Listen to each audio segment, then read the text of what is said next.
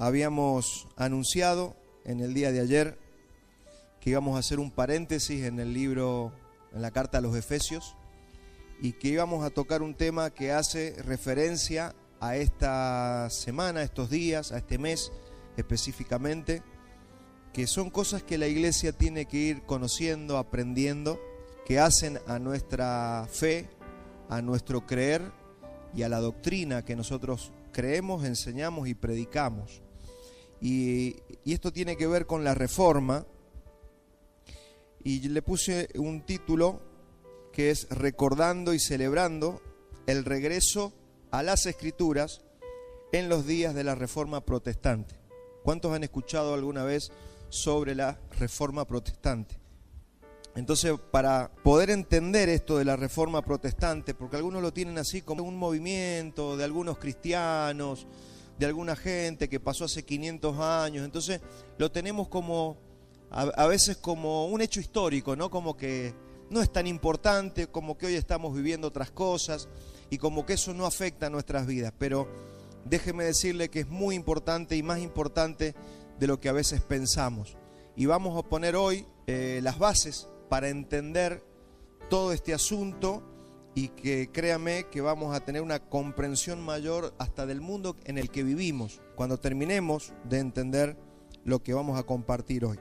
Y para ponernos en contexto, vamos a viajar un poquito en la historia. En el Antiguo Testamento, el problema que tenía la nación de Israel, tenía el problema de que primero le faltó conocimiento, dicen los profetas. A Israel antiguo le faltó conocimiento. Se olvidaban seguido de la ley de Dios. Eso le pasó toda la vida a Israel. Eran de olvidarse los mandamientos de Dios. Se olvidaban de la ley. No leían, no tenían la habilidad de ir a la Escritura, de leer la Escritura por todo el contexto también que tenían, porque habían algunos rollos y esos rollos comúnmente los tenían los reyes y se perdían esos rollos. Entonces les costaba al Israel antiguo estar afianzado en la palabra, en la doctrina, en lo que Dios les había mandado hacer. Eso traía una consecuencia. Ellos constantemente se iban a la idolatría. Al no estar en la palabra, al no ser diligentes en la palabra, se iban a la idolatría, se iban para el pecado y Dios terminaba castigando a Israel, y fue por esa causa que ellos terminan siendo conquistados por los asirios y siendo conquistados por Babilonia.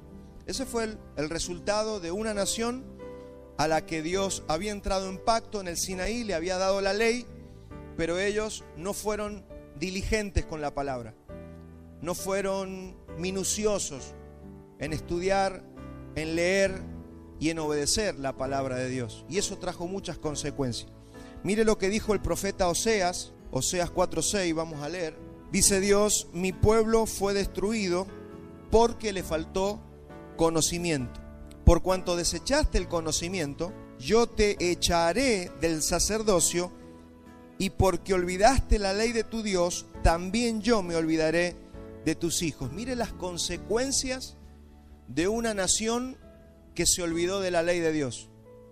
Hasta Dios termina olvidándose de sus hijos. En otras palabras, los hijos vivirían maldición por causa que los padres quebraron el pacto que habían hecho junto con Moisés en el monte Sinaí cuando el Señor le dio la ley. Y ellos le dijeron: vamos a hacer todas las cosas que vos nos mandás. Pero ellos, al dejar la ley, se volvían a la idolatría, a los falsos ídolos y sobre todo al pecado, a no obedecer a Dios. Entonces, cuenta la Biblia, usted lo tiene en su Biblia, que fueron 70 años al cautiverio en Babilonia. Estuvieron 70 años esclavos en otras naciones. Allí sufrieron muchísimo porque eran esclavos. Y luego de 70 años, los profetas habían anunciado y profetizado que ellos volverían otra vez a su tierra en Jerusalén. Iban a volver a Israel. Estamos hablando más o menos, para que usted se ubique, 450 años antes de Cristo. Todo esto pasó 450 años antes de Cristo. Y eso lo cuenta todo el libro de Nehemías. Usted tiene ahí los libros de Esdras y Nehemías, y si usted ve a la Biblia, todo eso está contando lo que fue el regreso, cuando ellos regresaron a su tierra. Y vamos a leer Nehemías 8:1 en adelante. ¿Qué pasó cuando ellos volvieron? Lo primero que hizo Nehemías y Esdras era el sacerdote y el escriba, y Nehemías era el gobernador, recuperaron la ley. Ellos lo primero que hicieron fue recuperar la ley de Dios. Y ahí vamos a empezar a leer en Nehemías 8:1 para que usted vea lo que la Biblia le llama la reforma de Nehemías. Cómo fueron las reformas que se dieron en Israel. Nehemías 8:1 dice: y se juntó todo el pueblo como un solo hombre en la plaza que está delante de la puerta de las aguas, y dijeron a Esdras, el escriba, que trajese el libro de la ley de Moisés, la cual Jehová había dado a Israel. Y el sacerdote Esdras trajo la ley delante de la congregación, así de hombres como de mujeres, y de todos los que podían entender, el primer día del mes séptimo.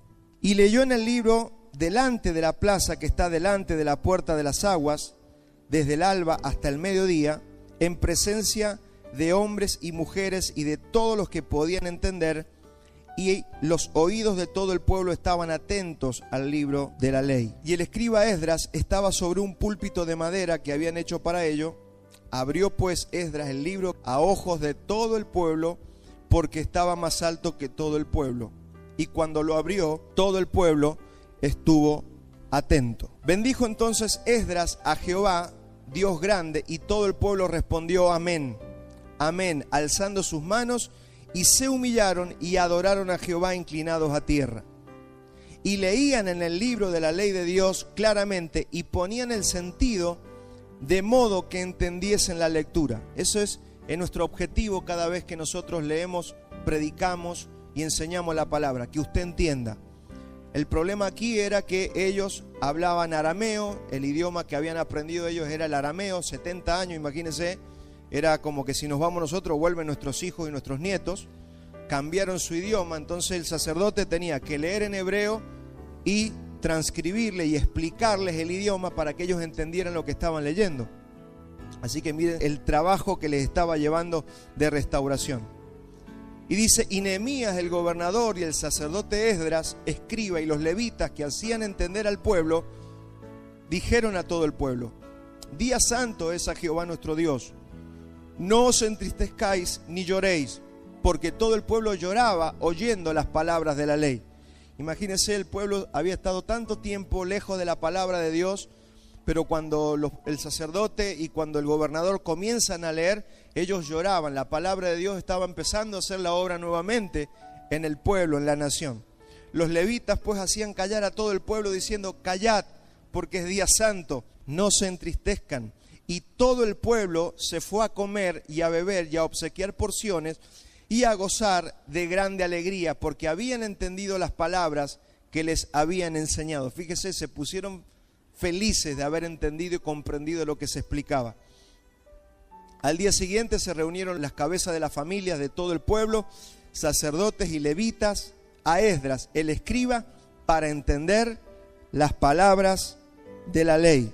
Si nosotros seguimos leyendo este libro de Nehemías, el pueblo, luego de leer los rollos de la ley de Moisés y de interpretar sus palabras, causó un efecto en el pueblo. Lo primero que hicieron, si usted sigue leyendo, es que comenzaron a confesar sus pecados. O sea, volver a la palabra los llevó al arrepentimiento de sus pecados. Empezaron a confesar sus pecados. Después dice que celebraron la fiesta de los tabernáculos, fiesta que ellos habían dejado de celebrar. Y también en todos estos años ellos se habían casado con mujeres que no eran de Israel. Y la ley decía que estaba prohibido casarse con mujeres extranjeras. Usted imagínese lo doloroso que fue ese momento, porque ellos tuvieron que dejar ir a las mujeres extranjeras con las que habían formado familia. Esto es una figura para nuestros días. No fue fácil para ellos dejar ir a las mujeres extranjeras. Imagínese que usted se había casado con una persona y después se entera que Dios había prohibido que usted se case con esa persona, y en esos días había que obedecer. Así que agarraban a la mujer y le decían: mira, vos sos moabita, no podés estar casada conmigo, te tenés que ir de Israel. Y así se desprendieron de un montón de familiares y de gente. Pero eso es lo que causó la palabra. La obediencia al Señor hizo que ellos tuvieran que obedecer de esa manera, por doloroso que fuera. Yo me imagino que usted va haciendo un paralelismo con nuestras vidas en el día de hoy. Que cuando nosotros vamos a la palabra, empezamos a ver, a arrepentirnos y empezamos a ver cosas que nosotros hacemos, que somos o que tenemos y que tenemos que sacar de nuestras vidas, por doloroso que sea. Ese es el efecto que provocó la palabra en el pueblo de Israel. Y otra cosa que hicieron Nehemías es que se dieron cuenta que todo el problema había sido la palabra. No había palabra, no sabían estudiar la palabra, no había una forma en que el pueblo estudiara y conociera la palabra de Dios. Y fue en esos días donde estos hombres, Nehemías y Esdras, inventan o generan lo que hoy conocemos como las sinagogas. Ahí aparecen las sinagogas. Yo he traído hoy en día bastantes imágenes para que usted las vaya conociendo, cómo era una sinagoga en aquellos días, se construía, se hacía una edificación. ¿Y para qué eran las sinagogas? Para estudiar la palabra, para lo mismo que son nuestras iglesias, para reunirnos a estudiar la palabra y a orar. Por eso usted vaya haciendo también una comparativa para lo que hoy el cristianismo está utilizando las iglesias. Porque nosotros tenemos que aprender a discernir de todo el desorden y lo torcido que está el cristianismo en nuestros días. Porque nosotros no somos muy mejorcitos que Israel. Usted dice, oh, Israel, cómo se comportaban, mirá las cosas que hacían. Si usted ve las cosas que se hacen hoy en las iglesias, usted se daría cuenta que estamos casi en la misma situación. Que hoy la cristiandad está haciendo cosas que Dios no le mandó a hacer. Que está estudiando y haciendo y enseñando cosas que Dios no les mandó a enseñar. Que hay pecado y que hay idolatría que Dios les ha prohibido. Sin embargo, el cristianismo está haciendo todo eso. Así que a mí me parece un paralelismo maravilloso ir viendo lo que pasaba con Israel y lo que pasa con nuestros días en la iglesia, ¿no? Esas sinagogas era para eso, para que se reunieran a conocer la palabra. Tenía gradas alrededor en una sinagoga. Las sinagogas de esos tiempos. Se crea también en esos días algo que se llamaba el Targum, que es la interpretación, porque ellos estudiaban la palabra, pero también la interpretaban. Entonces lo que ellos iban entendiendo por los sacerdotes, eso se escribía, eso se llama Targum, que son copias de la interpretación de la ley. Usted puede leer eso después en Nehemías 8, 7 en adelante. Les voy a leer Esdras 10. Mire cómo se preparó Esdras para poder predicar o para poder impartir la palabra en esos días. Lo mismo que tenemos que hacer nosotros hoy. Dice, porque Esdras había preparado su corazón para inquirir en la ley de Jehová y para cumplirla, y para enseñar en Israel sus estatutos y sus decretos. Todos nosotros que hemos sido llamados a enseñar la palabra, a predicar la palabra, tenemos que prepararnos. No es una cuestión de transmisión solamente de un conocimiento muerto. Tenemos que tener un corazón cultivado, una vida cultivada y preparada para inquirir en la ley y para poder transmitirla. Entonces, fíjese todo lo que lleva a esto. Por eso estamos aquí reunidos en esta mañana. Usted dice, bueno, hay pastores, claro, nosotros preparamos nuestro corazón, estudiamos, nos capacitamos y cultivamos también nuestra alma para poder traer la palabra a usted. Pero usted tiene que hacer lo mismo. Usted tiene que preparar su corazón porque seguramente usted predica, usted enseña, usted comparte el evangelio y esa es la responsabilidad de todos nosotros. Acuérdese que bajo el nuevo pacto el sacerdocio es universal. Todos los cristianos somos sacerdotes del Señor. Ahora, ¿qué nosotros estamos notando en esta porción? Que la transformación, que la reforma, porque si usted va al título de la Biblia dice la reforma de Nehemías, o sea, se produjo una reforma. Acuérdese que estamos estudiando la reforma. ¿Por qué nosotros hablamos también de una reforma protestante? Y esto es para todos. Él nos ha dado a cada uno de nosotros años de vida para que nosotros conozcamos su palabra y su voluntad. A veces vemos en el cristianismo que los cristianos son muy dejados. Piensan algunos que los que tienen que conocer la palabra son solamente los pastores y los maestros, pero en realidad el Señor te ha dado vida. Te ha dado 80, 90, 100 años de vida. ¿Para qué? Para que nos vayamos de esta tierra conociendo la voluntad del Señor. Usted no puede venir a esta tierra, estudiar medicina, arquitectura, hay unas carreras súper difíciles y irse de esta tierra sin conocer este libro que el Señor nos ha dado, que es su palabra, que es su voluntad. Así que no importa si usted es mamá, papá, es un joven, usted está en la tierra para conocer la voluntad de Dios. Por supuesto que habemos maestros, gente que nos preparamos a niveles ya un poquito más profesionales, pero todos tenemos que conocer la palabra. Usted, su desafío es conocer la palabra de Dios, pero no así de forma como Job, de oídas te había oído, más o menos alguna vez leí la Biblia. No, estamos todos aquí para que ese libro sea totalmente comido por nosotros, comamos las palabras del Señor y que cuando nosotros partamos de esta tierra podamos decir que aprovechamos bien la vida, estuvimos aquí y conocimos a Dios. No podemos relajarnos en la vida y no estudiar la palabra, no conocer nuestra Biblia, no ser responsables y darle un toque de profesionalismo a lo que hacemos como cristianos. Y lamentablemente todo se ha volcado para algunos, ¿no? Se está repitiendo un poco lo de la Iglesia Católica, el clero, algunos papas conocían la palabra y el resto, como vamos a ver enseguida, eran ignorantes de la palabra. Entonces nosotros no podemos repetir esa historia. Dice el Salmo 19:7, la ley de Jehová es perfecta, que convierte el alma. El testimonio de Jehová es fiel, que hace sabio al sencillo. Mire, si no es importante que nos entrenemos de una manera más profesional o más sistemática en la Escritura, en la palabra, en la Biblia, en lo que el Señor nos ha hablado, porque encima nos va a ayudar a que no nos pase lo que le pasó a Israel. Israel se volcó a la idolatría y al pecado porque dejó la palabra. ¿Y qué le dijo el Señor? Mi pueblo pereció porque le faltó ¿qué? Conocimiento. Así que a usted no le puede faltar conocimiento, no le debe faltar el conocimiento de la palabra de Dios. Ahí están todos los misterios para la vida, no misterios para el ego humano, sino los misterios para la vida, de cómo tenemos que vivir, cómo tenemos que funcionar en nuestra iglesia y cómo podemos afectar el mundo en el que vivimos. Pero si ignoramos la palabra, vamos a sufrir las consecuencias. Entonces ya vamos a avanzar un poquito y nos vamos a ir hasta los días de Jesús. Cuando llegan los días de Jesús, ya había sinagogas por todos lados, porque las habían creado desde esos tiempos. Hacía 400 años que existían las sinagogas. Pero había habido un problema. Había pasado lo mismo que pasa siempre. Hay una tendencia a olvidar la ley y por pasarse de celosos, porque ellos querían que el pueblo guardara la ley, empezaron a inventar leyes ellos.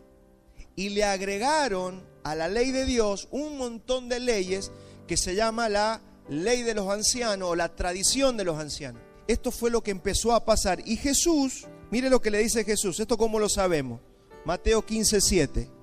Cuando Jesús está hablando con los rabinos, le dice: hipócritas, bien profetizó de vosotros Isaías cuando dijo: este pueblo de labios me honra, mas su corazón está lejos de mí. Pues en vano me honran enseñando como doctrinas mandamientos de hombre. Fíjese, habían inventado sus propios mandamientos. ¿Para qué? Para encerrar a los judíos para que no pecaran. Pero no era algo piadoso el espíritu con el que lo hacían, porque eso también les daba a ellos cierto estatus, y orgullosos que eran. Imagínense que yo invento una ley, que todos obedezcan la ley que yo inventé, y los rabinos, que son quien tiene más conocimiento, imagínense, era el caldo de cultivo para inventar un montón de leyes. Entonces dejaron de confiar en la Escritura y le empezaron a dar más preponderancia a la ley de los ancianos.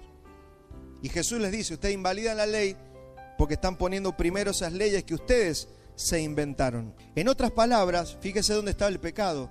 No creyeron que la palabra de Dios fuera suficiente. Mire, ese libro que usted tiene es suficiente. La palabra de Dios es suficiente. Usted no necesita ni añadirle ni quitarle. Usted en su libro, en su Biblia, usted tiene todo lo que usted necesita para que su vida funcione como Dios la ha planeado y como Dios la ha diseñado. Usted no necesita ni siquiera de leyes de las instituciones, de las denominaciones, de lo que se inventan algunos pastores. Ya vamos a ir viendo algunas cositas de cómo los pastores se inventan cosas y las van añadiendo incluso en las iglesias de nuestros días. Ellos no creyeron que la ley de Dios era perfecta, que la palabra de Dios fuera perfecta, y en la inerrancia de las Escrituras. Entonces le añadieron más. Mire, recuerde lo que dice Pablo a Timoteo 3:16, dice: toda la escritura es inspirada por Dios y útil para enseñar, para redarguir, para corregir, para instruir en justicia, a fin de que el hombre de Dios sea perfecto, enteramente preparado para toda buena obra. O sea que la Biblia que todos tenemos sirve para esto, para que seamos sabios, para que nos vaya bien, para que seamos entrenados en sabiduría y para que funcionemos conforme Dios ha pensado que debemos funcionar. Y cuando termina Apocalipsis 22:18 dice: yo testifico a todo aquel que oye las palabras de esta profecía de este libro. Si alguno añadiere a estas cosas, Dios traerá sobre él las plagas que están escritas en el libro. Y si alguno quitare de las palabras del libro de esta profecía, Dios quitará su parte del libro de la vida y de la santa ciudad y de las cosas que están escritas en el libro.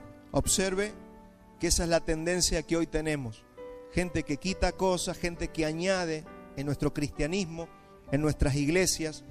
Gente que, mire, tenemos un cristianismo, sobre todo en Latinoamérica, muy ignorante de la teología, que no estudia, que no sabe lo que son las doctrinas. Todos nosotros, creo que la mayoría de nosotros nacimos en un trasfondo prácticamente pentecostal carismático, con gente que veía visiones, gente que dice Dios me dijo. ¿Quién no escuchó eso alguna vez? Dios me dijo que te diga. Y imagínate una palabra de Dios y todo eso, ya usted, no le damos la importancia de lo negativo y lo malo que es, porque todavía no hacemos el contraste, pero a medida que vaya pasando la mañana, usted va a ver que vamos haciendo el contraste con la Escritura y nos vamos a ir dando cuenta de lo perverso que ha sido eso para nosotros, porque eso no tiene nada que ver con la palabra de Dios, la voluntad de Dios, el evangelio que predicamos. Y ya avanzando, llegamos a la era apostólica. El Señor Jesús llama a los apóstoles y les da las palabras para ser predicada. Recuerde usted, eso está en los evangelios. Llamó a 12 y les dijo: vayan, anuncien el evangelio. Pero luego de que muere el último de los apóstoles, hubo una segunda línea, porque Juan de Patmos, por ejemplo, el que escribió el Apocalipsis, él muere más o menos en el año 90. Él tuvo discípulos y sus discípulos continuaron predicando, pero después vino el discípulo de ese discípulo y ahí otra vez el evangelio se comenzó a distorsionar. Toda esa línea que viene a partir de más o menos del año 150 se llaman los padres de la iglesia. En teología se le llama así, los padres de la iglesia. Y se volvieron a desviar de la palabra, de la escritura. Una de las cosas que hizo Jesús y que hicieron los apóstoles fue interpretar las escrituras de forma literal. Le voy adelantando, si usted quiere saber cómo se interpreta la Biblia se interpreta de forma literal, excepto que la Biblia te diga una parábola. Si la Biblia te dice una parábola, ahí usted dice, bueno, estoy frente a una parábola. Pero si no, la Biblia se interpreta de manera literal. Los apóstoles la interpretaron de manera literal. Pero estos hombres, los que continuaron después de los apóstoles, se volvieron a una forma de interpretar tipológica y alegórica. Era todo alegoría, ¿vio? Alegorías, tipologías. ¿Por qué? Porque todavía no estaba el canon del Nuevo Testamento, no tenían el Nuevo Testamento. Tenían algunas cartas de los apóstoles y tenían el Antiguo Testamento. Entonces ellos tomaron el Antiguo Testamento como un libro cristiano y empezaron a hacer paralelismos. Mire, yo escuché una vez a un pastor diciendo: ¿vieron las 5 piedras que levantó David para pelear contra Goliat? Esos son los 5 ministerios.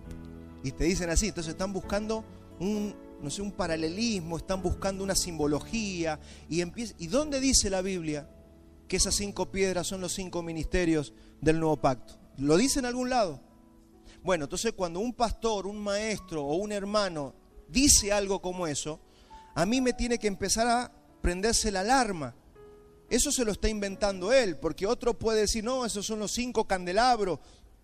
Cualquiera le puede dar una interpretación humana a las cosas de la Biblia. Por eso la reforma es tan importante y estamos trabajando la reforma. La reforma interpreta la Biblia de manera literal, excepto que la Biblia te diga que es una alegoría o que es una simbología. Estos padres de la iglesia se desviaron muchísimo, se desviaron. Si usted estudia, va a estudiar a Orígenes, hombres como Clemente de Alejandría. No sé si usted habrá oído hablar de Agustín de Hipona. Todos esos son hombres que vivieron en estos años. Ireneo, Tertuliano, fueron los más relevantes allí en Alejandría. Porque estos son los que volvieron del cautiverio y se fueron a Alejandría, que es Egipto. Y allí se hablaba griego. Entonces esta gente empezó a interpretar la escritura de esta manera. La interpretaba de forma alegórica. ¿Y eso qué hizo? Desvió el mensaje hacia lo humano y hacia lo racional. ¿Por qué? Porque ellos tenían la filosofía griega como base. ¿Cómo sabemos lo que yo estoy hablando? Por los escritos de estos hombres. Todos estos hombres han dejado sus escritos. Y si usted los lee, va a ver que, por ejemplo, cosas que decían, ¿se acuerda cuando Moisés estaba peleando a Israel y venía uno, le levantaba el brazo derecho y el otro le levantaba el brazo izquierdo? Decía, eso es un símbolo de la cruz, tomaban, ¿no? Toda la alegoría. Y esa era la enseñanza que empezó a haber en los años 200 y 300 después de Cristo.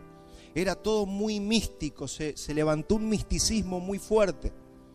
Entonces se empezó a perder la doctrina, lo que estamos hablando nosotros, que es la doctrina propiamente dicha, y era más que nada todo darle una interpretación a las cosas del Antiguo Testamento. Por ejemplo, vio que hay parte del cristianismo que bautiza a los niños. ¿Sabía usted? Hay algunos hermanos nuestros, no estamos hablando de gente, sino de hermanos nuestros, parte del cristianismo, que son evangélicos, que bautizan a los niños. ¿Y esto por qué pasó? Porque hicieron un paralelismo entre la circuncisión del Antiguo Testamento, que era la señal del pacto, con la señal del pacto en el Nuevo Testamento, que es el bautismo. Entonces hicieron esa correlación y ¿qué comenzaron a hacer? Comenzaron a bautizar niños. Eso no los descalifica como nuestros hermanos. Por ejemplo, el doctor Sproul, un teólogo que nosotros leemos y estudiamos mucho, él tenía ese pensamiento de bautizar niños. Pero eso no lo descalifica. Usted tiene que entender que acá no estamos hablando mal de nuestros hermanos. Estamos viendo cómo ciertas cosas, idiosincrasias a través de la historia van afectando la teología de la iglesia.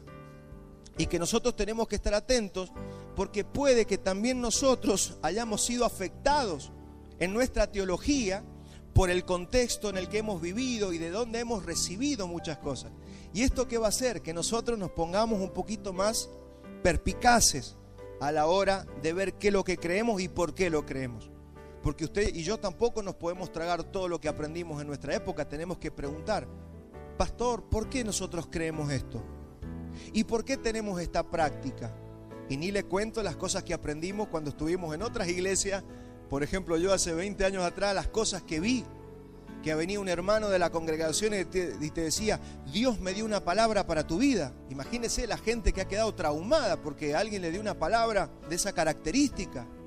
O venía un profeta a la iglesia y les empezaba a profetizar a todos.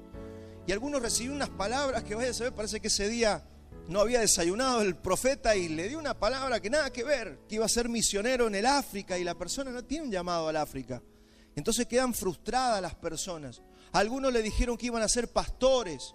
Vos vas a ser pastor. Entonces la persona, o algunos contentos y no, Dios no lo había llamado. Y otros, no, que vas a ser pastor. No, ¿cómo voy a ser yo pastor? Y no quería ser pastor y entraban en crisis.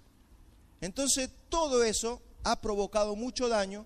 Y creo que estas cosas son buenas hablarlas porque van a ir, dice, la verdad te hará libre. O sea, conocer la verdad te hace libre. Y nos vamos a librar de un montón de cosas que seguramente nos pueden haber hecho daño. Poco tiempo después se sumó lo que todos conocemos. En el año 325 el imperio absorbió a la iglesia y a la iglesia unirse al Estado se pone dogmática la cosa o empieza a formarse lo que es la Iglesia Católica Romana. Entonces fíjese que ahí nadie podía pensar, todo lo pensaba el Papa. Eso se llama una forma de interpretación dogmática. O sea, ese es el dogma de la iglesia. Acá nadie puede leer la Biblia, y de hecho fue lo que pasó, ¿no? Nadie podía leer la Biblia, solamente el clero, solamente los que estaban allá arriba y el Papa. Todos los demás, incluso los sacerdotes, no podían leer la Biblia. Los sacerdotes que estaban en las parroquias no podían leer la Biblia. Ellos tenían que bajar el dogma que venía del papado. Imagínense lo que empezó a pasar. Ahí está entrando la iglesia en un oscurantismo, como le llamamos. El último bastión que resistió bastante fue el bastión de la escuela de Antioquía, que se opuso a la interpretación tanto alegórica como dogmática y tipológica, y fue el único bastión que trató de interpretar la Biblia de una manera literal o histórico-gramatical, que se llama. Son palabras que van a quedar grabadas en el audio y después las vamos a ir profundizando, porque todo eso hay que aprenderlo. Tenemos que saber qué decimos cuando decimos estas cosas. Allí sobresalió un tal Juan Crisóstomo, para que usted se familiarice con estos nombres. Este fue un hombre de interpretar la Biblia de manera literal, pero también surgió un tal Nestorio que, bueno, hizo quedar mal a la escuela de Antioquía y perdió relevancia, y ya entró toda la iglesia en lo que conocemos como el oscurantismo. Era todo dominado por Roma, solamente lo manejaba el Papa y algunos que estaban al lado de él, y todos los de abajo había una ignorancia a niveles que muchos no sabían ni leer ni escribir. A partir de allí, el cristianismo completo fue absorbido por Roma. Y ese oscurantismo duró 1300 años. Mire lo que es dejar la palabra, o no tener la palabra, o no abrazar la palabra. Fíjese, está pasando lo mismo que le pasó a Israel. Israel dejó la palabra, entró bajo maldición, castigo de Dios, y terminaron cautivos en Babilonia. Y a la iglesia le empezó a pasar lo mismo en estos años. Y aquí es importante que conozcamos un poquito de historia, téngame paciencia, porque lo que empezó a pasar en Europa, todo lo que era también Inglaterra, toda esa zona, se detuvo en el tiempo. La Iglesia Católica Romana dominaba a las personas desde el nacimiento hasta su funeral. La iglesia tenía injerencia, la iglesia estaba casada con el Estado, o sea que la iglesia y el Estado era lo mismo. Así que se controlaba a la persona desde que nacía hasta que fallecía. Todo estaba metido en la iglesia. La iglesia era el Estado y manejaba también a los ejércitos. O sea, cuando había que invadir una ciudad, era el Papa el que mandaba a los ejércitos, para que usted tenga una idea de lo que pasaba en esta era medieval, el medioevo. La iglesia rechazaba la ciencia y los avances de la ciencia, rechazaba muchísimo del conocimiento, de los científicos, de los que estudiaban, de algunos médicos, y algunos los quemaba por herejes. Si traían alguna idea media tirada a los pelos, los quemaban. O sea que Europa se empezó a detener en el tiempo.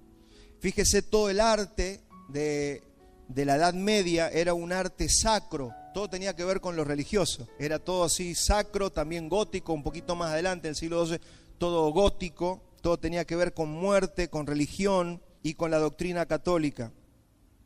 La sociedad era analfabeta, solamente el clero y los altos niveles sociales sabían leer y escribir. Yo quiero que usted vea lo que le está pasando al mundo por causa de la iglesia. Esto es lo que a mí me interesa que usted vea, de cómo la iglesia afectó al mundo. No era solamente, bueno, la iglesia está detenida, detuvo al mundo, detuvo todo lo que era Europa, todo se empezó a detener en el conocimiento, en la ciencia, en las artes. Empezó a existir mucho misticismo por causa de la ignorancia, porque si usted no tiene una Biblia como referencia, ¿usted ha visto esa gente que ve a Jesús en una tostada, que le salió la tostada y dice, mira la cara de Jesús, y como que se ponen místicos y son capaces de prender una vela a la tostada? ¿Cómo se puede poner de místico uno cuando no tiene un libro de referencia, cuando no tiene la palabra? De ahí viene todo lo que nosotros conocemos en nuestras iglesias de Dios me habló sin la Biblia. ¿Cómo que Dios te habló? Sí, Dios me dijo. ¿Cómo te dijo? ¿En la Biblia? No, yo sentí que Dios me habló y te tengo que dar el mensaje, o Dios me habló para mi vida. Y los cristianos creen que Dios les está hablando sin la Biblia. Hermanos, yo creo que Dios puede poner una inclinación en el corazón, puede poner un sentir, pero que venga Dios con un mensaje sin la Biblia, ahí es donde nosotros tenemos que poner la lupa. ¿Cómo que Dios te habla sin la Biblia? Si Dios nos habló a través de la Biblia y a través de Jesucristo, y la Biblia es la revelación de la persona de Cristo. De ahí viene lo que hemos oído tantas veces. Yo tuve una visión, y tantos cristianos en las iglesias que han tenido visiones. Yo tuve una visión y yo lo vi a usted, pastor, que venía en un platillo volador y se creen, y todo eso es carne, porque termina buscando preponderancia, que la gente piensa que Dios le habla, todo eso termina siendo carne. Pero como no sabíamos que estaba mal y muchos crecimos en iglesias así, pensamos que era normal, que estaba bien. Hasta le teníamos temor a una persona que nos venía a dar una palabra supuestamente de Dios. Ahí se empezó a idolatrar figuras como, bueno, usted si estudia todo lo que pasó en estos tiempos, una astilla de la cruz, había la leche de los pechos de María o el famoso santo sudario. ¿Cuántos han escuchado sobre el santo sudario? Que está la cara de Jesús impregnada en una sábana. Mi hermano, después de 2000 años va a haber una sábana. Y la gente lo cree. La gente piensa que el santo sudario existe. Entonces la falta de la escritura explica la ignorancia y el misticismo de las personas en nuestros días. Y ojo que ni usted ni yo estamos exentos a estas cosas. Todos nosotros alguna vez nos volvimos místicos. Todos nosotros alguna vez buscamos incorrectamente en la Biblia o hemos recibido mensajes de gente o de nosotros mismos pensando que son mensajes de Dios. Imagínese la situación en Europa, en toda que ese era todo el mundo conocido o el centro del mundo, y en el año 800 surge lo que conocemos como el Islam. El Islam surge en el año 800 más o menos. Y el Islam toma Jerusalén en esos días y toda Europa se ponen de acuerdo para ir a liberar Jerusalén. ¿De quiénes? Del Islam, que lo había tomado. ¿Cuántos escucharon alguna vez hablar de los cruzados? Las cruzadas, que son estos que andan con una cruz roja. Estos eran los ejércitos. En ese tiempo no habían países, eran regiones. O sea, estaba la Gran Bretaña, estaba la parte del Imperio Germánico, estaba la otra parte que era la de Francia, y tenían sus ejércitos. Y enviaban sus ejércitos fíjese, era la iglesia. La iglesia enviaba ejércitos con espada a pelear para liberar Jerusalén. Y cuando llegan a esa parte de Irak, de Irán, los cruzados, que son todos los europeos cristianos, se dan cuenta que están atrasados, se dan cuenta que en Irak y que el mundo árabe está adelantado, pero años luz, en la ciencia, en el arte, en la astronomía, en un montón de cosas están avanzados, y se había quedado Europa totalmente arcaica. Vuelvo a repetirle, fíjese lo que hace la iglesia, lo importante que es la iglesia, tanto para bien como para mal. La iglesia en ese tiempo cristiana, católica romana, había hecho detener el desarrollo y el avance del mundo. Entonces ellos se dan cuenta que se han quedado en el tiempo y regresan nuevamente a su tierra después de las cruzadas y dicen, estamos atrasados, vamos a tener que ponernos a estudiar porque nos hemos quedado en el tiempo. ¿Y qué hacen? No tienen mejor idea que volver a desempolvar los libros de Aristóteles, de toda la filosofía griega, y son cristianos y se ponen a estudiar la filosofía griega. ¿Y qué quisieron hacer? Que querían hacer compatibilizar la fe con la filosofía griega, y no se puede, porque una cosa es la razón y otra cosa es la fe. Y todos estos filósofos griegos te hacían razonar y era todo mental.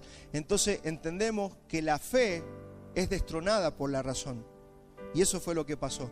Empezó a crecer, por eso usted va a ver que hoy la teología católica es muy filosófica y estudian más filosofía que Biblia.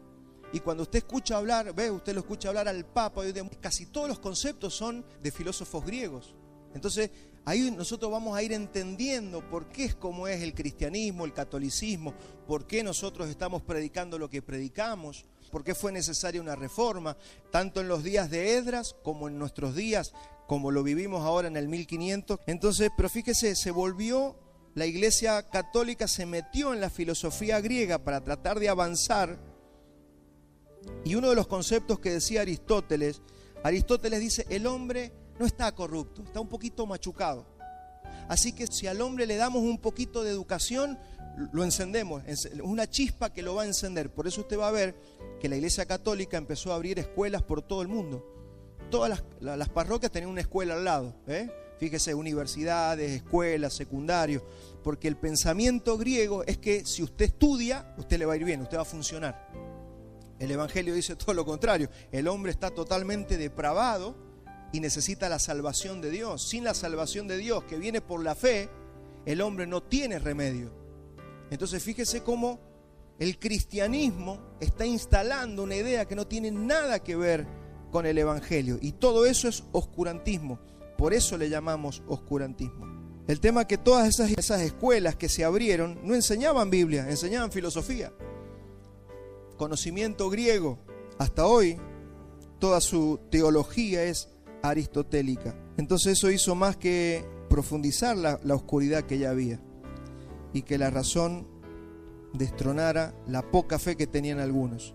Y se seguían negando la ciencia, solo se podía creer lo que la Santa Sede creía, la manipulación sobre las personas era abrumadora, y ese fue el contexto en el que aparecen los primeros reformadores. Recuerde que estamos haciendo el caminito para llegar a la reforma y entender.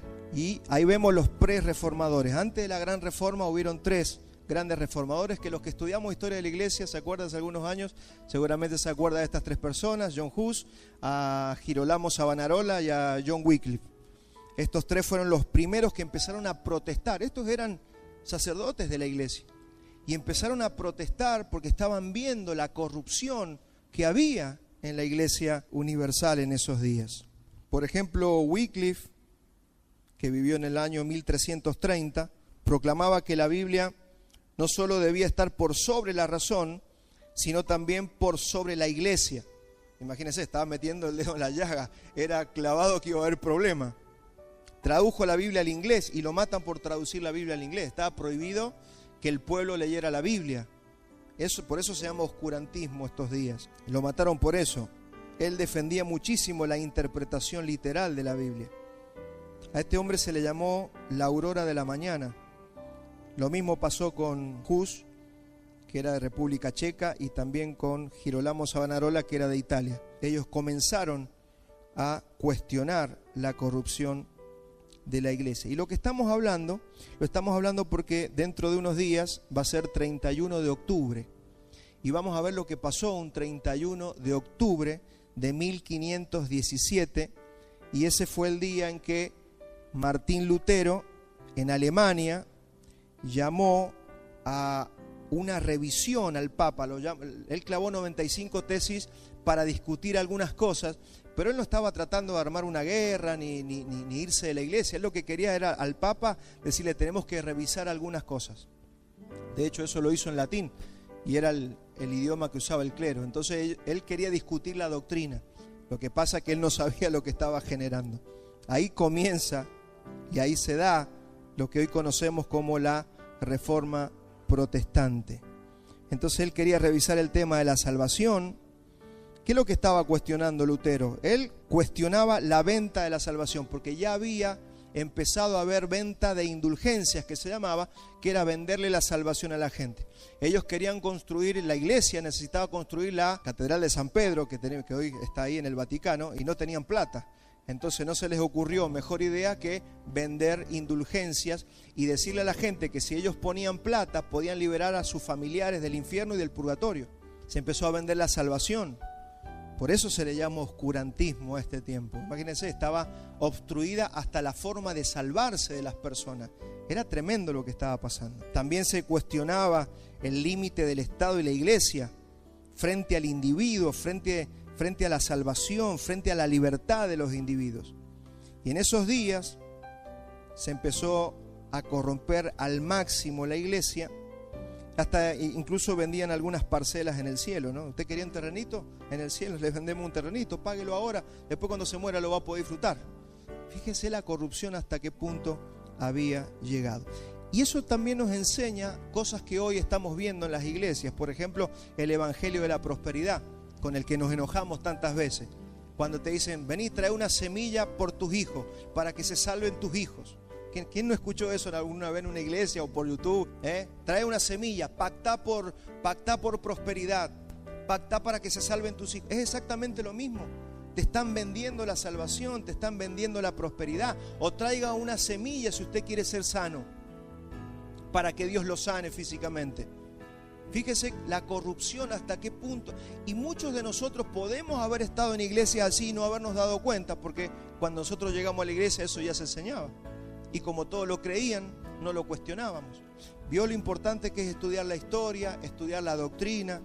Yo sé que esto nos lleva tiempo, pero hay que leer libros de estos hombres como el Martín Lutero, qué pensaban, por qué se enojaron, por qué dijeron lo que dijeron. Y nosotros lamentablemente somos muy dejados en nuestro estudio, somos más de estar estudiando otras cosas, otras carreras, nos gustan y no nos metemos en esto. Entonces después cuando alguien nos dice, che, eso que te están enseñando está mal, nos enojamos con el que nos está advirtiendo. ¿Y por qué te enojas con él? Pero porque no tengo los argumentos ni el fundamento de por qué tengo que escuchar a esa persona. Yo siempre digo que a mí una de las cosas que más me liberó fue estudiar historia de la iglesia. Cuando usted estudia historia de la iglesia se empieza a liberar, se empieza a desburrar, empieza a entender por qué tantas cosas hoy en las iglesias están tan mal. Pero bueno, hay que estudiar, hay que profundizar y eso es lo que vamos a hacer. Y mientras tengamos vida y el Señor nos lo permita, vamos a hacer esto con ustedes y vamos a ayudar a quienes nos quieran escuchar. Porque para eso estamos para enseñar la palabra, predicar el evangelio y para instruir en justicia a las personas. Así que mi hermano, mire que si usted se prepara, usted tal vez con una charla de media hora, usted puede liberar a una persona, a un compañero de trabajo, a un vecino, a un familiar, dándole los argumentos de por qué. Porque acuérdese que la fe tampoco es ciega, la fe tiene que entender. Cuando usted entiende, puede creer, y ahí se cumple lo que Pablo dice, que nuestra lucha no es contra carne y sangre, es contra argumentos, contra principados, contra cosas que se van formando en la mente de las personas. Pablo dice, nuestras armas no son carnales, sino poderosas en Dios, para derribar todo argumento que se levanta en contra del conocimiento de Cristo. Pero déjeme que yo avance con esto porque va a ser muy bueno entender cómo puede ser cambiado nuestro mundo a través del evangelio. Entonces este evento iba a ser lo que iba a traer una verdadera revolución, una nueva cosmovisión, no solamente a nivel religioso y de la iglesia, sino a nivel social. El evangelio y la reforma, bien enseñada, bien predicado el evangelio, transformó lo social, transformó lo político, transformó la educación, transformó la economía, transformó el diseño de los estados, porque fue la reforma la que trajo la separación del Estado y la iglesia. Hasta ese momento el Estado y la iglesia eran una sola cosa. Usted nacía en Inglaterra y usted ya de cajón usted era un anglicano. Pertenecía a la iglesia anglicana por haber nacido en un país que tenía la iglesia unida al Estado. Entonces a usted no le preguntaban, a usted lo anotaban directamente como anglicano. Todo eso está mal, todo eso no es el diseño del Señor. Incluso esta reforma protestante iba a propulsar algo que iba a venir unos años más adelante, en 1750, que es la revolución industrial. La revolución industrial es consecuencia de la reforma protestante. ¿Por qué? Presta atención porque vamos a entender por qué puede provocar. Una reforma religiosa puede transformar a una nación en lo económico. ¿Por qué? ¿Cómo lo hace? Porque Cristo pasó a ser el centro de las personas. Cuando se empezó a predicar el evangelio, Cristo pasa a ser el centro de la persona, el centro del hombre, y eso transformó su forma de vivir. Con la reforma protestante, Cristo y la Biblia pasaron a ser el centro de la predicación. Se corrió todo ese misticismo, esa ignorancia que había en los monasterios, que había en los claustros donde se encerraban los monjes, que lo único que sabían hacer era leer salmos y rezar y nada más, porque en esos tiempos había cristianos verdaderos. Pero ¿qué pasaba si usted era un cristiano verdadero en esos días? Que usted no podía ir en contra del dogma de la iglesia. Lo único que le quedaba es que usted se metiera en un monasterio. Y en esos monasterios usted lo único que hacían es lo levantaban a las 4 de la mañana, limpiaba el piso, rezaba, leía unos salmos y eso lo hacía feliz, porque no había otra cosa. Entonces la gente que se había convertido se metían en un monasterio, pero ahí le apagaban la fe. Por eso se llama oscurantismo. Y ojo que puede pasar lo mismo con tu vida y con la mía. Nos podemos meter en una vida totalmente cerrada, donde me leo un salmo todos los días, donde me voy a trabajar, donde mi vida no tiene trascendencia espiritual. Pero mi hermano, cuando viene la palabra, hay una reforma en un país, en el mundo y en una vida. En tu vida tiene que haber una reforma. Yo no sé cómo estará tu vida personal, cómo estará tu vida con Dios, si estás teniendo comunión, si hay gozo en tu vida, o simplemente estás como en un monasterio donde te lees un salmito todos los días y no hay más nada que eso porque ni siquiera te permitían leer la Biblia. ¿Cómo estaremos? Esto es para que nosotros nos revisemos. El hombre comenzó a ser transformado porque se volvió otra vez a predicar el evangelio. Ahora dejaron de confesarse frente a los hombres, se empezaron a confesar delante de Dios. Porque los hombres no pueden perdonar los pecados. Imagínense, iba una persona que quería confesarse, tenía que ir al sacerdote. No, el sacerdote no te perdona los pecados. Vos tenés que ser consciente de que el trono que está abierto, el camino nuevo y vivo, es el trono de la gracia, del Señor. Allí es donde tus pecados son perdonados. Por eso estos hombres como Lutero sufrieron tanto, pues no tenían conocimiento y sufrían por el pecado y se sentían pecadores y fue traumático poder conocer a Dios, pero medio que lo hicieron solos porque no tenía nadie que les enseñara. Cuando vos lees los libros de Lutero, es impresionante lo que sufrió hasta que pudo conocer la gracia. Pero nosotros le podemos hacer las cosas más fáciles a las personas si les decimos, mirá, esto es por gracia, no es por tu fuerza. Cuando no sos vos el que tenés que vencer al pecado, es Cristo adentro tuyo. Se nos hace mucho más fácil. Pero bueno, todo esto nos lleva tiempo, dedicación, estudiar la palabra. Y si cambia el hombre, cambia todo lo que el hombre hace. Presta atención, si cambia el hombre, también cambia lo que yo hago. ¿Por qué? Porque ya tengo luz. Hasta ese momento, en la parte laboral o productiva del hombre, solamente existía lo que se llama el feudalismo. ¿Qué era el feudalismo? Gente terrateniente, ricos y nobles que le daban sus tierras a los campesinos para que la trabajaran, a cambio de comida y techo. O sea, era poquita la gente rica que tenían tierras, estaba la parte del clero y la realeza, después tenía a la gente de plata que eran dueños de casi toda la tierra, y después tenías a los campesinos, que era el 90% de la sociedad. Así que el 90% de la sociedad era pobre en el mundo. Presta atención, esto es muy importante entenderlo. Entonces la iglesia romana era dueña también de casi toda la tierra era de la iglesia o de los nobles ricos. ¿Y qué hacían? Monopolizaban los precios, monopolizaban la tierra, era todo un monopolio de la iglesia. La reforma vino a cuestionar ese poder de la iglesia. ¿Por qué la iglesia es dueño de todo? La tierra tiene que ser de las personas. Y los reformadores traen una nueva forma de pensar, que es, por ejemplo, cosas que estamos escuchando. Fíjese, porque vamos a entender la política actual también. Ellos defendieron la propiedad privada. Usted es dueño de su propiedad. Yo no tengo por qué tocar su propiedad privada. Y hay un pensamiento que es el pensamiento de la reforma, que no tiene que estar todo monopolizado por la iglesia, sino que usted es dueño de su tierra, usted es dueño de sus cosas y nadie tiene derecho sobre la propiedad privada. También la reforma le enseñó al hombre que es libre ante Dios y no le debe su vida ni al Estado ni a la iglesia, porque el Estado en definitiva, como dicen ahora, ¿no? Somos todos, elegimos a algunos para que nos representen, pero mi hermano, el Estado no tiene por qué ser dueño de tus hijos como está pasando en algunos países. Usted sabe que en Venezuela los chicos después de los 4 años pertenecen al Estado y los padres ya no tienen potestad sobre los hijos. Fíjese cómo son pensamientos que a veces decimos, bueno, eso es política, pastor. No, eso es la libertad que trae el Evangelio. Es el pensamiento de Dios que tiene que estar sobre los hombres. Claro que está ligado con la política, está ligada con el arte, con la economía, con la ciencia, con todas las cosas, porque Dios es transversal a todo. Y encima en esos días se descubre América. Ahí tiene un poquito los 3 tipos de personas que había: el papado y el rey, los nobles y los campesinos, que era el 90% de la población. O sea que el 90% era pobre, porque los campesinos eran dueños de nada, solamente trabajaban la tierra de los ricos. Entonces estamos más o menos en 1492, donde se descubre América. Y ¿cuántos pueden ver la mano de Dios en estos días? Porque pasa todo junto. Se inventa la imprenta con Gutenberg, Colón descubre América, se viene la reforma protestante con Lutero, y es como que está cambiando el mundo. Y todo lo está haciendo el Evangelio, todo lo está haciendo la palabra de Dios. Porque todo eso lo está haciendo hombres que están recibiendo el Evangelio. Entonces se empiezan a abrir nuevos horizontes.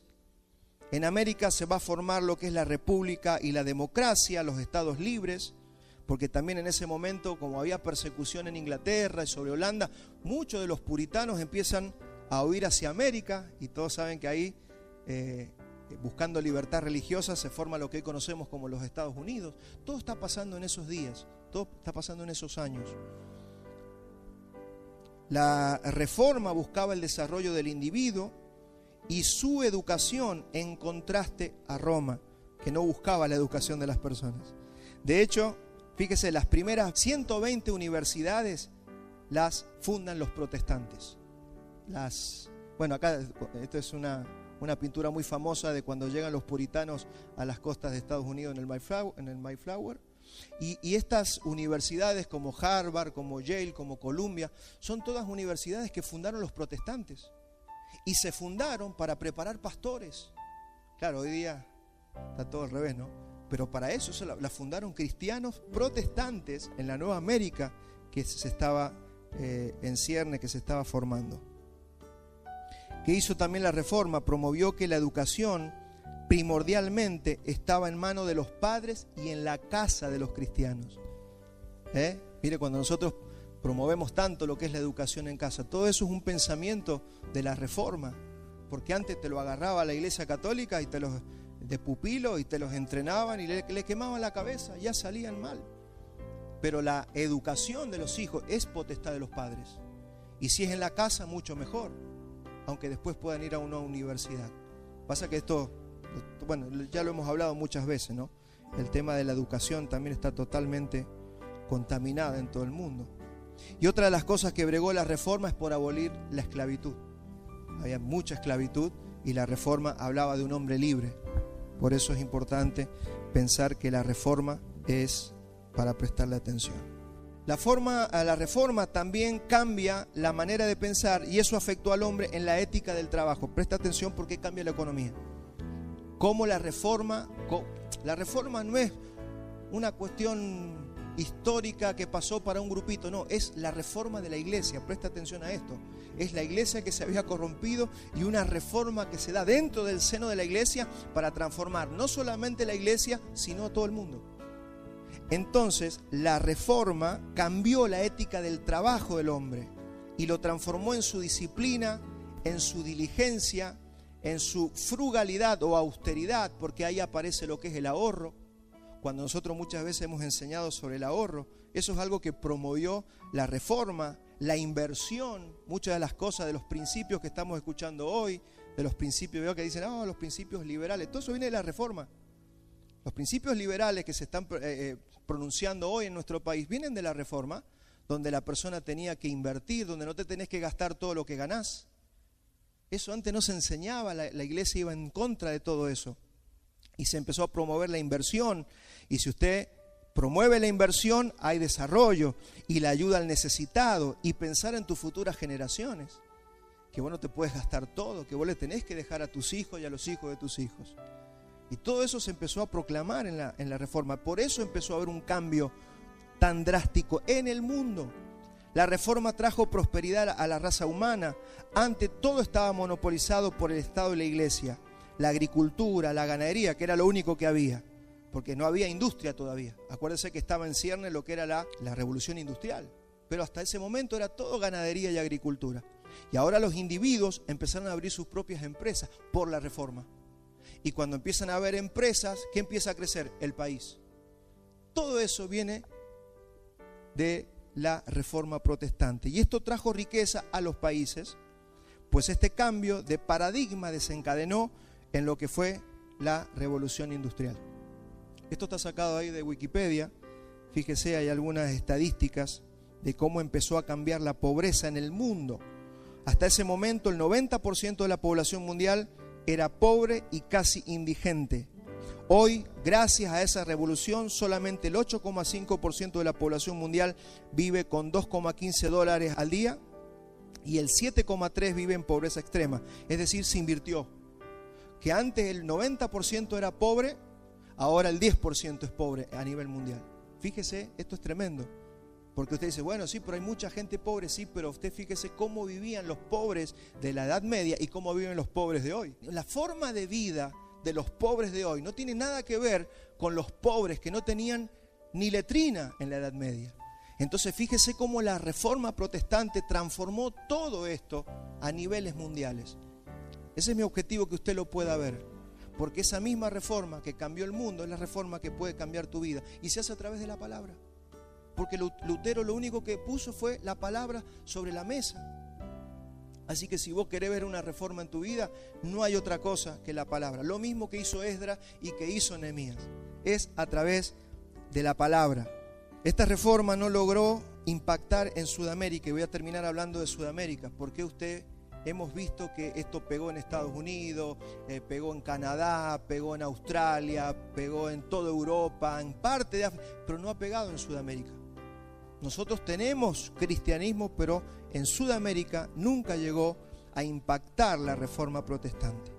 Lamentablemente, esta reforma todavía no ha logrado impactar en Sudamérica. Llegaron misioneros reformados, eso sí, acá llegaron misioneros reformados, pero nunca un movimiento de teología reformada. Y eso es lo que estamos haciendo para que usted también tenga un norte de hacia dónde vamos como iglesia local. A ver, pastor, gracia y verdad, ¿para dónde vamos? ¿Por qué usted de un momento para el otro salimos de una organización? ¿Por qué estamos pensando lo que pensamos? ¿Por qué hablamos de teología reformada? ¿Por qué estamos hablando de esto? Y acá está la explicación, para que todos entendamos cuál es el norte que tenemos como iglesia local. No logró impactar en Sudamérica por el control que el catolicismo ejercía. Por ejemplo, tenía una oficina en Perú, tenía una en Cartagena de Indias, tenía otra en México y eran oficinas de la Santa Inquisición. Cualquiera que fuera en contra de la doctrina católica era asesinado. De hecho, Calvino mandó muchos misioneros a Sudamérica y cuando llegaron a Brasil los mandaron de vuelta porque Portugal y España controlaban todo.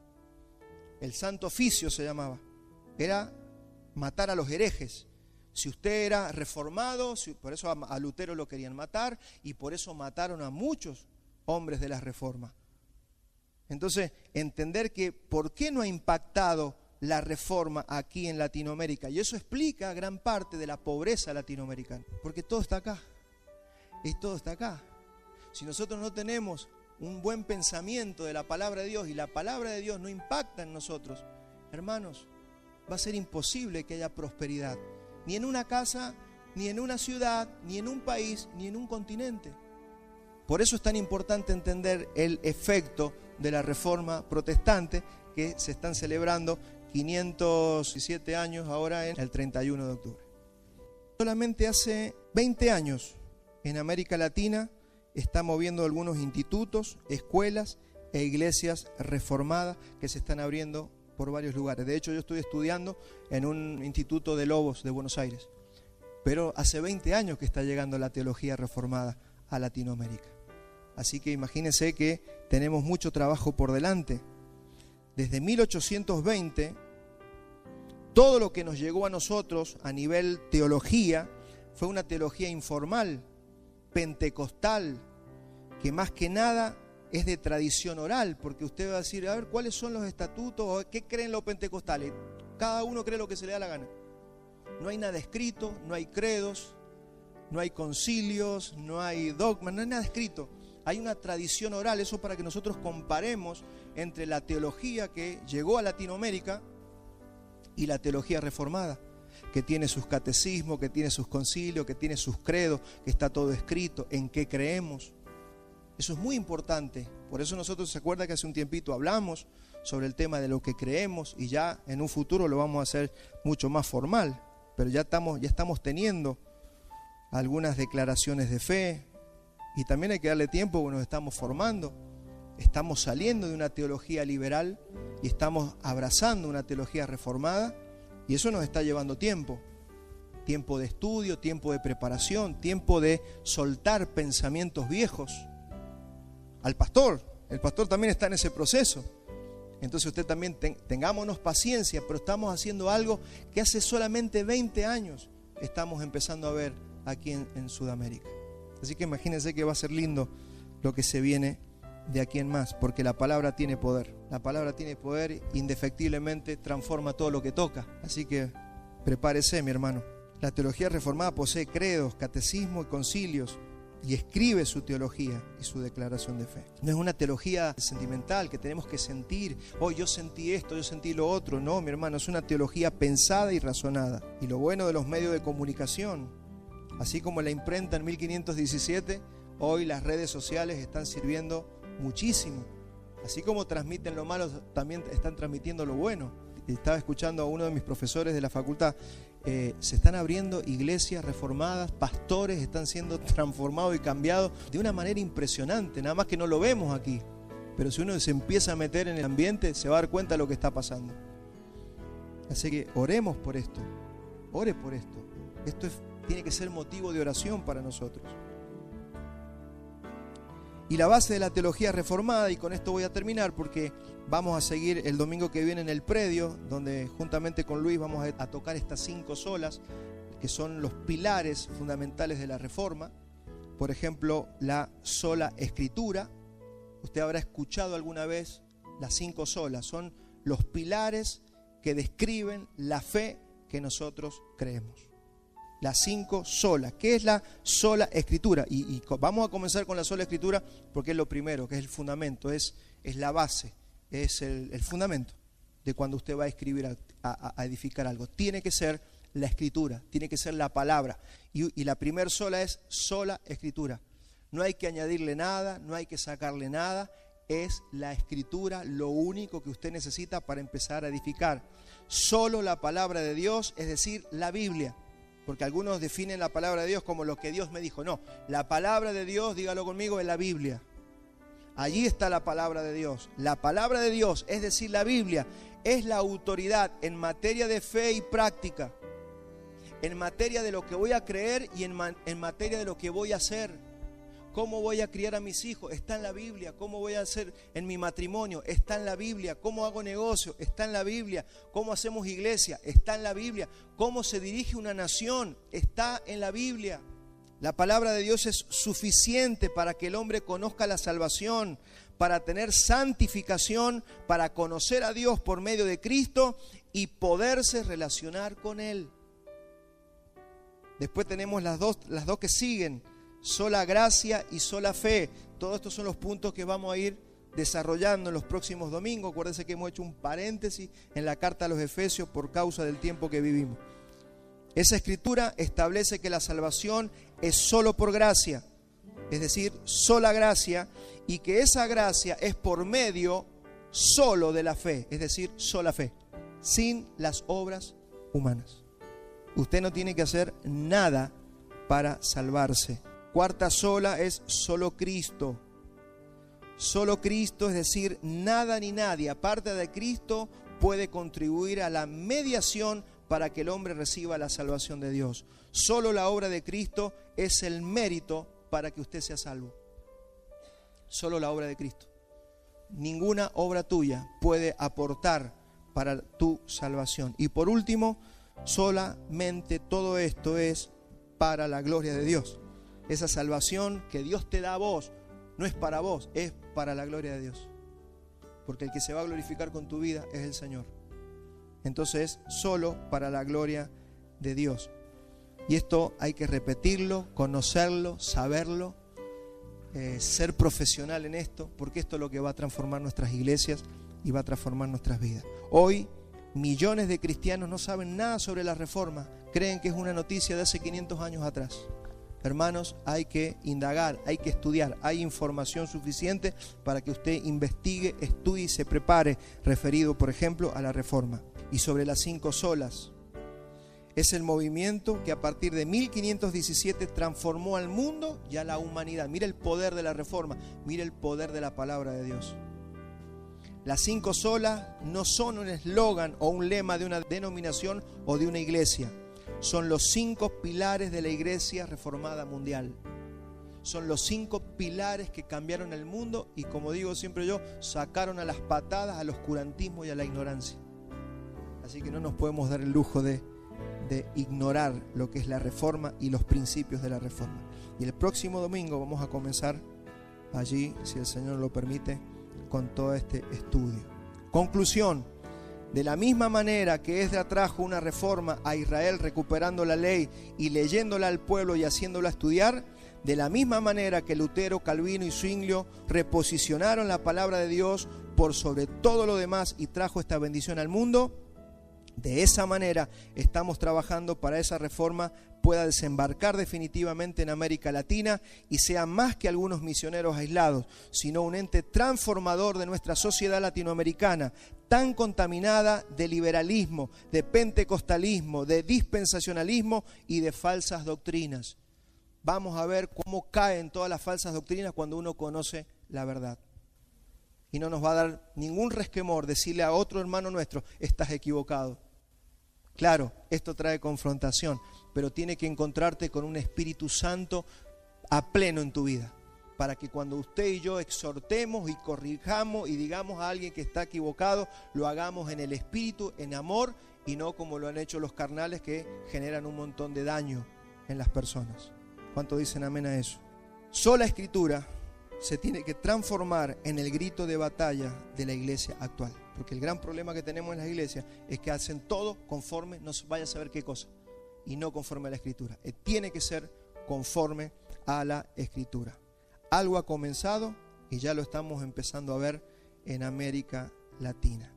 Y cierro con esto, pero usted sabrá que justamente el 31 de octubre a nivel mundial hoy se celebra una fiesta llamada el Halloween. Justamente se buscaron esa fecha y la han superpuesto, a mi entender, para tapar algo, para entorpecer algo.